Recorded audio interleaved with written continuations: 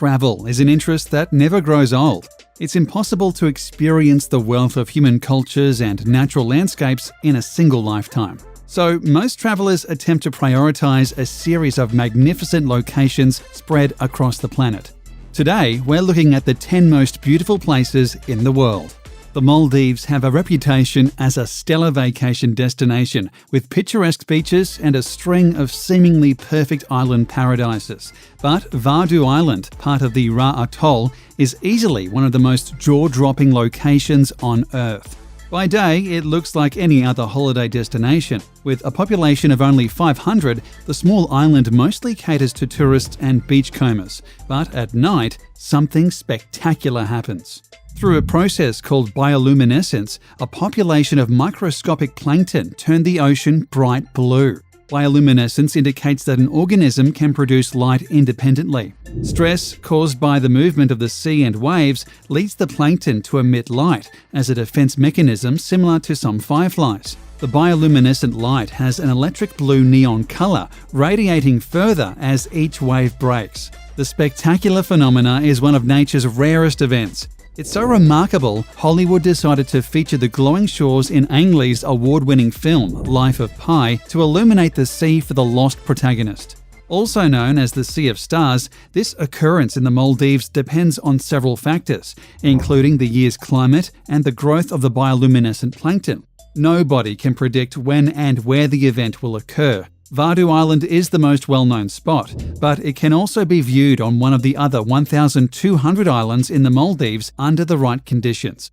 According to locals, the spectacular event is more prevalent from late summer to the end of the year, but these are just personal accounts.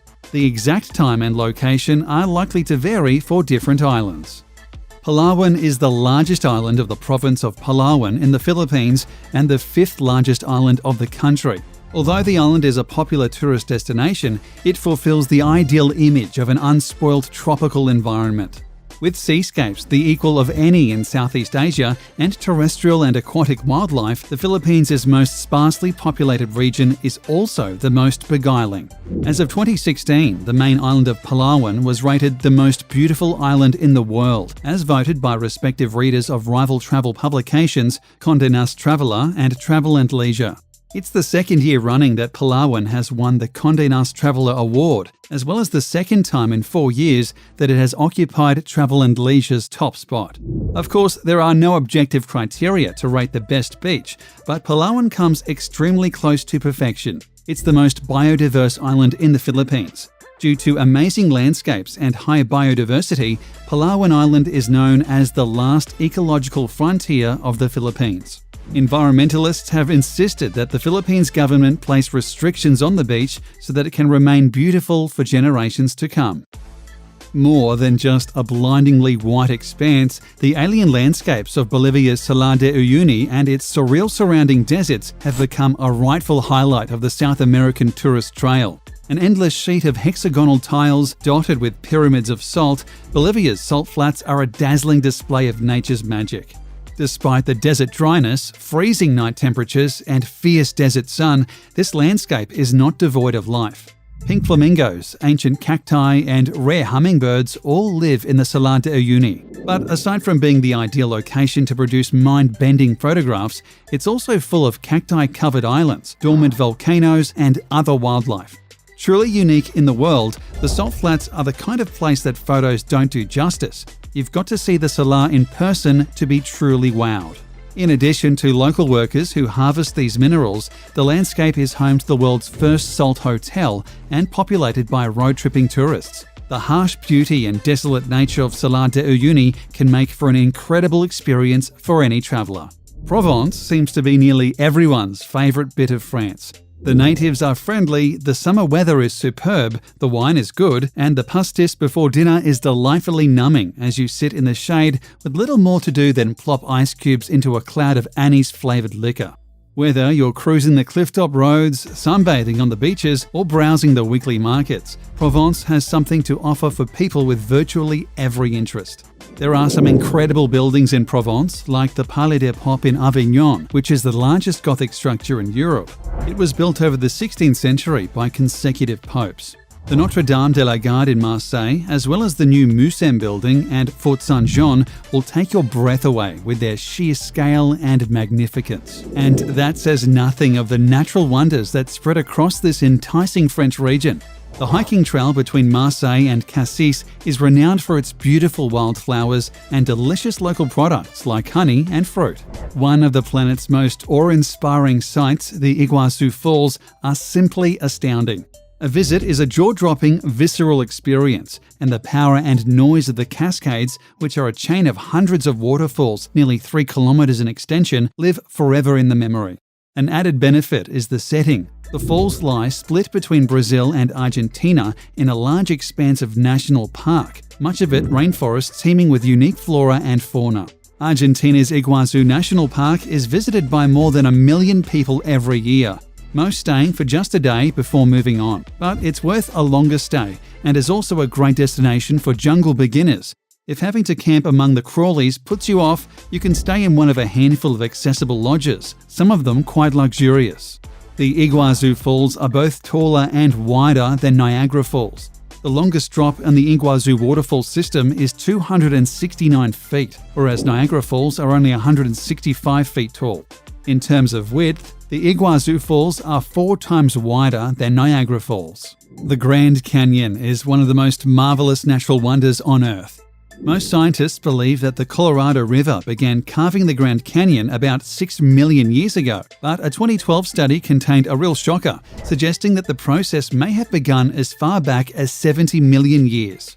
In all likelihood, the Grand Canyon, as we know it today, started out as a series of smaller canyons 70 million years ago, but the majority of the canyon did not begin to take shape until much more recently. Nearly 40 identified rock layers form the Grand Canyon's walls. Because most layers are exposed through the canyon's 277-mile length, they afford the opportunity to study geological evolution through time. Stargazing in Grand Canyon is a special experience. The clarity of the night skies was recognized in summer 2019 when the park was officially designated as an International Dark Sky Park by the International Dark Sky Association. In preparing for the recognition, the Park Service converted thousands of lights across the park to dark sky compliant options. This is a natural beauty that truly must be seen to be believed. The Plitvice Lakes National Park, Croatia's most popular tourist attraction, was granted UNESCO World Heritage status in 1979. Located roughly halfway between capital city Zagreb and Zadar on the coast, the lakes are a definite must-see in Croatia. Simply said, it's gorgeous in this one-of-a-kind park. Lakes, waterfalls, and cool boardwalk trails all work magically together to create a very unique destination. Around every bend is another beautiful view. Be prepared to exclaim and take lots of photos. The waters flowing over the limestone and chalk have, over thousands of years, deposited travertine barriers, creating natural dams, which in turn have created a series of beautiful lakes, caves, and waterfalls. These geological processes continue today. The forests in the park are home to bears, wolves, and many rare bird species. Comprised of 16 lakes and over 90 waterfalls, the Plitvice Lake site is huge and there are loads of trails to explore. There are 22 kilometres of hikes around the lake system alone, with another 36 kilometres of hikes throughout the national park leading off the lakes. Even a brisk hike around the lakes will take a single day, so most locals recommend staying 2 to 3 nights. This will give you 2 full days to enjoy and experience the park. The Burmese pagan kingdom that ruled the ancient temple plain of Bagan in Myanmar was extraordinarily devout. Fervent believers in Theravada Buddhism, the Bagan kings and their subjects built thousands of stupas between the 9th and 13th centuries CE. Modern tourists regard the remaining temples of Bagan as the equal of Angkor Archaeological Park in Cambodia. In 2019, Bagan pulled alongside its Cambodian rival with its belated recognition as a UNESCO World Heritage Site.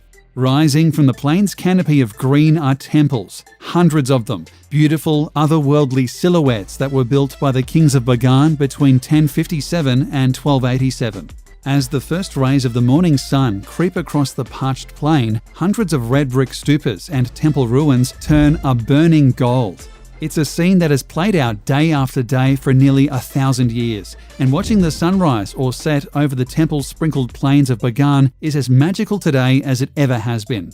For many people, Bagan is the very reason they flew to Myanmar. Though tourism is only beginning to proliferate in Myanmar, Bagan is certain to put the country on the map.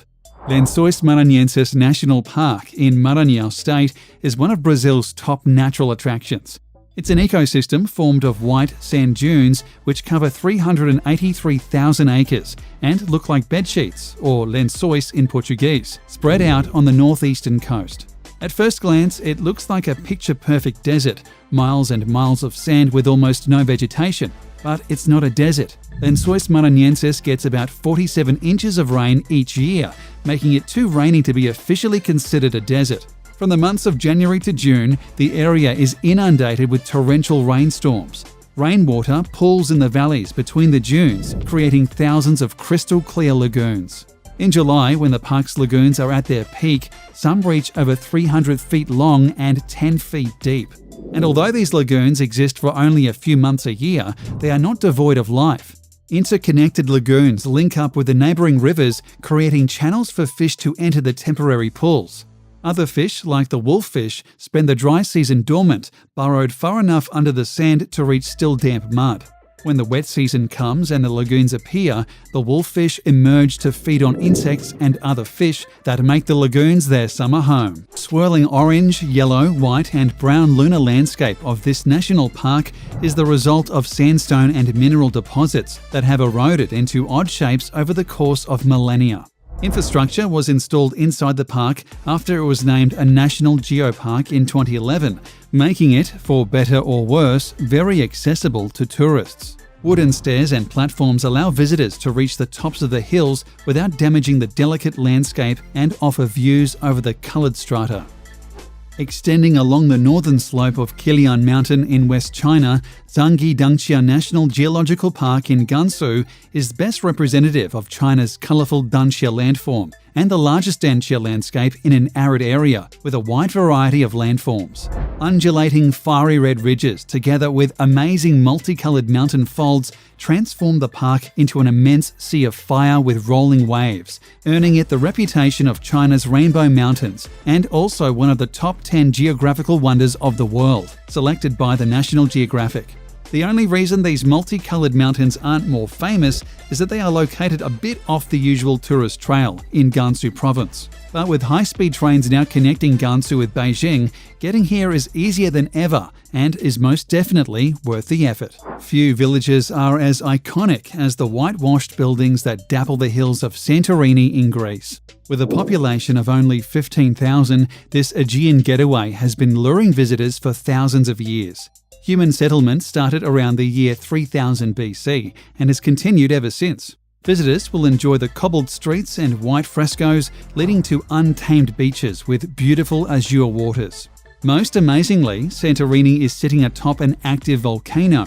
Red and black rocks create a wild landscape around the crater of Nea Kameni, a small island at the centre of the caldera.